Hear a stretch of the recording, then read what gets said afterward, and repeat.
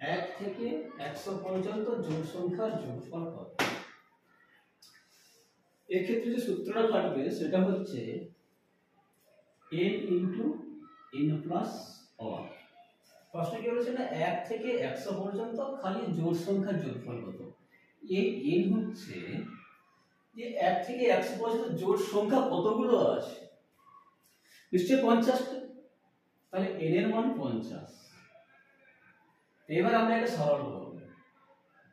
সরল কিভাবে করব না n into n plus 1, n এর মান কত 50 ইনটু n এর মান 50 প্লাস 1 সমান 50 ইনটু 51 সমান কত হলো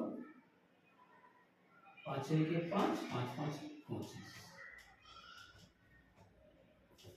বোঝা গেল?